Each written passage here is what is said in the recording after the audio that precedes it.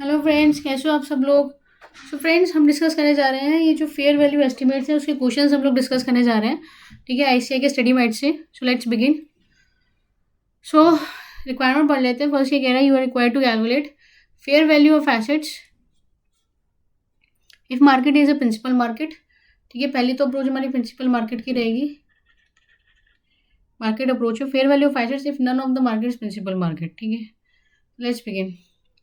Assets hold to different active market in different prices. ठीक है, ये जो हम एसेट हम बेचने की सोच रहे हैं, ये दो एक्टिव मतलब वैल्यूएशन करने की सोच रहे हैं बेसिकली। तो दो मार्केट में बिकती है, मार्केट दो एक्टिव मार्केट में बिकती है। Any entity entered to Russian both the market can access the price in those market for assets at a measurement date. ठीक है, वो प्राइस एक्सेस कर सकती है उस मार्केट में मेजरमेंट डेट पर।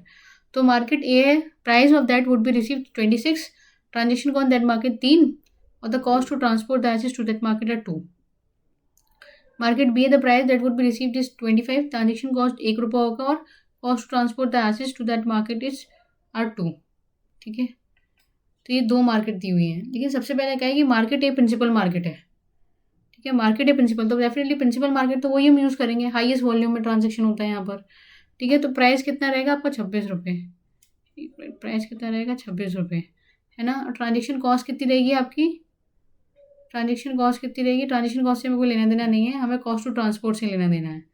ठीक है, ट्रांजेक्शन कॉस्ट से कोई लेना देना नहीं, कॉस्ट टू ट्रांसपोर्ट से लेना देना 2 रुपये रहेगी। तो कितना आ जाएगा, ये 24 रुपये आ जाएगा यहाँ पर। ठीक है, 24 रुपये, क्योंकि प्रिंसिपल मार्केट में हम ट्रांजेक्शन कॉस्ट कंसिडर नहीं करते हैं। ठीक है, अब चलिए कोई नहीं, दूसरा केस आ गया तो यहाँ पर 24 रुपये आ जाएगा आंसर। दूसरे केस में क्या होगा, दूसरे केस में प्रिंसिपल मार्केट नहीं है, दूसरी मार्केट है। ठीक है, इसे कहेंगे मोस्ट एडवांटेजियस मार्केट। तो जो भी हमें मोस्ट एडवांटेज लगेगी वो आ जाएगी। ठीक है, मोस्ट एडवांटेज मार्केट। तो दोनों मार्केट ए और मार्केट बी का करके देंगे। ठीक है, तो इसमें हम लोग क्या करेंगे, मार्केट ए करेंगे। मार्केट ए में हमारा प्राइस कितना दे रखा है, 26 रुपये दे रखा है, और ट्रांजेक्शन कॉस्ट यहाँ पे कंसिडर कर लेंगे, 3 रुपये दे रखा है। ठीक है, तो यह 23 रुपये आ जाएगा, 23 रुपये आ जाएगा। ठीक है, ट्रांजेक्शन कॉस्ट में। ऐसी मार्केट बी में, ठीक है, ये हमने डिस्कस किया था फ्रेंड्स कि जैसे हम लोग अगर मोस्ट एडवांटेज मार्केट में वैल्यू असरटेन करते हैं तो हम सिर्फ इसमें ट्रांजेक्शन कॉस्ट माइनस करते हैं, और उन दोनों में से भी दोनों मार्केटों में से जो भी हाईएस्ट होता है फिर उसमें से हम आपकी जो भी आपकी ट्रांसपोर्ट कॉस्ट होती है वो माइनस करते हैं। ठीक है, तो यहाँ पे प्राइस कितना हो जाएगा, 25 रुपये। ठीक है, और ट्रांजेक्शन कॉस्ट कितनी हो जाएगी, 1 रुपये, 24 रुपये हो जाएगा। ठीक है, 24 रुपये हो जाएगा। तो 23 या 24 ये हाईएस्ट, ये वाली सिलेक्ट कर लेंगे, है ना। ये हाईएस्ट है, ये वाली सिलेक्ट कर लेंगे। और एसेट्स की बात हो रही है, लायबिलिटी की बात नहीं हो रही। तो जो भी हाईएस्ट है दोनों में से वो सिलेक्ट कर लेंगे। अब इसमें से आप ट्रांजेक्शन कॉस्ट माइनस करोगे, है ना, इसमें से ट्रांजेक्शन कॉस्ट माइनस करोगे तो भाई इसमें से sorry cost to transport minus करोगे 2 रुपये, तो ये 22 रुपये आ जाएगा। ठीक है, ये 22 रुपये आ जाएगा, क्योंकि अभी तक हम क्या माइनस कर रहे थे, ट्रांजेक्शन कॉस्ट माइनस कर रहे थे। ठीक है, तो 22 रुपये इसका आंसर होगा, फेयर वैल्यू होगा। ठीक है, आंसर पढ़ लेते हैं एक बार।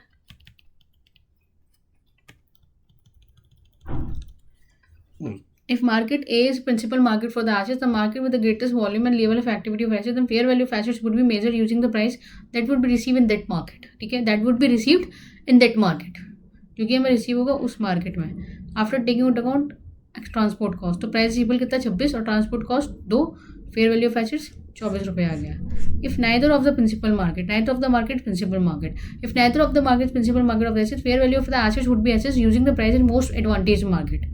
ठीक है, तो कैसे फेयर वैल्यू मेजर की जाएगी, मोस्ट एडवांटेज मार्केट में। The most advantage market the market that maximise the amount that would be receive to sell the assets. ठीक है, जो कि मैक्सिमम करते हैं अमाउंट को जो कि हमें रिसीव होगी एसेट्स को बेचने पर।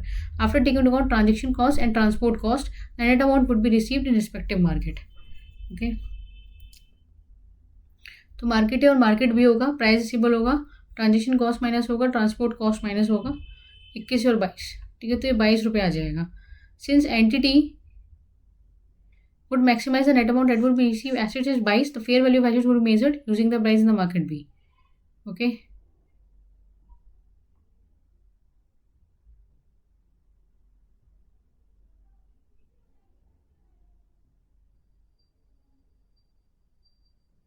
मार्केट बी हमने मार्केट बी सिलेक्ट किया था, है ना, मार्केट बी सिलेक्ट किया था हमने।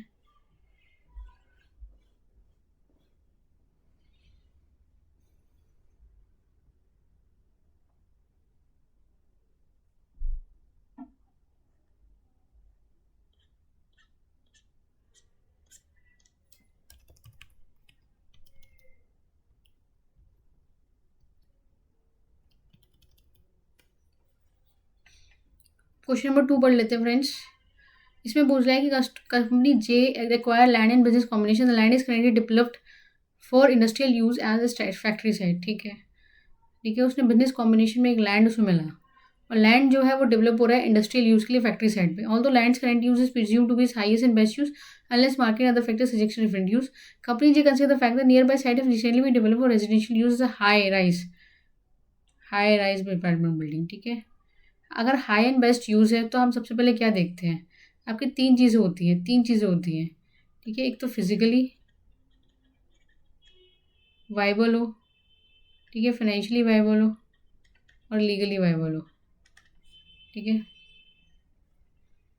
तो इसमें क्या है, आपकी डेवलप्ड हुई है हाई रेजिडेंसी, तो फिजिकली वाइबल है, फाइनेंशियली भी वाइबल है।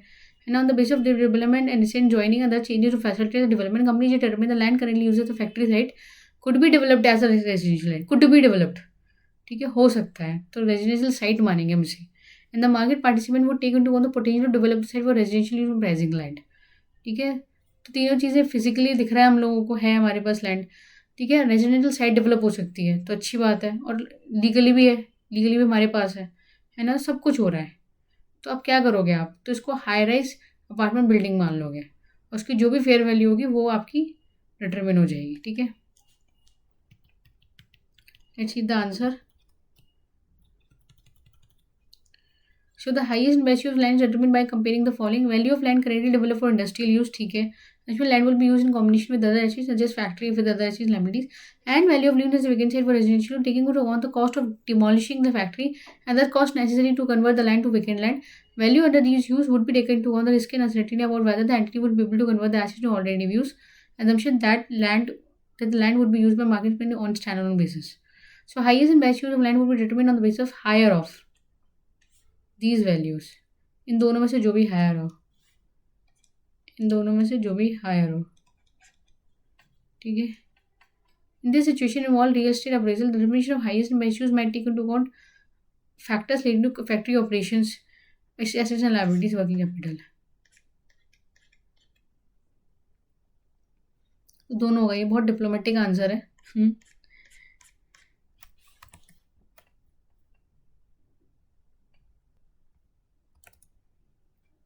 सो फ्रेंड्स, अगर हम जैसे इस क्वेश्चन को पढ़ रहे हैं, ठीक है, अब जैसे इसमें लिखा हुआ है on the basis of development and recent joining, तो फ्रेंड्स एक्चुअली हमारा हाईएस्ट और बेस्ट यूज़, हम जो लैंड है जो भी हमने खरीदी हुई है, ठीक है, एक्वायर की हुई है, वो लैंड को फेयर वैल्यू पे मेजर करना। तो फेयर वैल्यू कौन सी होगी, ठीक है, अब वो फेयर वैल्यू होगी क्योंकि इसमें जो मेथड यूज़ कर रहा है वो कर रहा है आपका हाईएस्ट एंड बेस्ट यूज़।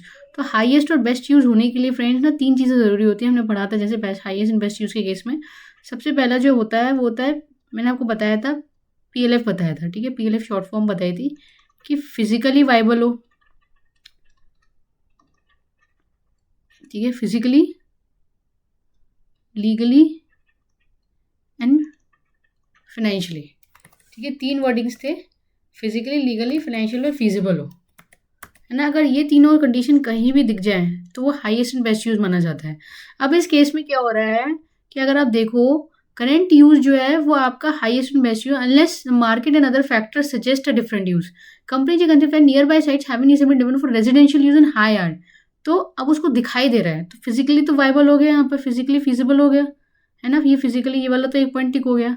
अब दूसरा है on the basis development recent joining and other changes to facilitate, ठीक है, डेवलपमेंट कंपनी जी डिटरमिन, अब ज्वाइनिंग, ठीक है, जोनिंग मतलब है यहाँ पे ये काम चल रहा है, तो मतलब लीगली भी फिजिबल हो गया, यहाँ पे जो भी इंडस्ट्रीज बन रही है अब वो रेजिडेंशियल प्रॉपर्टीज कहीं ना कहीं डेवलप हो रही है, आसपास एरिया में रेजिडेंशियल प्रॉपर्टी डेवलप हो रही है, तो लीगली भी हो गया, है ना। फाइनेंशियली कि land currently use as a factory site could be developed as a residential site, ठीक है, लैंड जो है वो रेजिडेंशियल साइट भी बन सकती है, तो फाइनेंशियली भी फिजिबल हो रहा है, तो तीनों चीज़ें यहाँ पे मैट हो रही हैं। तो इसलिए जो हाईएस्ट बेस्ट यूज है वो है हाई राइज अपार्टमेंट बिल्डिंग में, ठीक है, हाई राइज अपार्टमेंट बिल्डिंग में। तो ये इसका आंसर है। तीन चीज़ें हम जरूर देखेंगे, पीएलएफ देखेंगे, ठीक है, फिजिकली, लीगली और फाइनेंशियली, ठीक है। बाकी जो क्वेश्चन है वो नेक्स्ट वीडियो में करेंगे friends. So thank you for watching.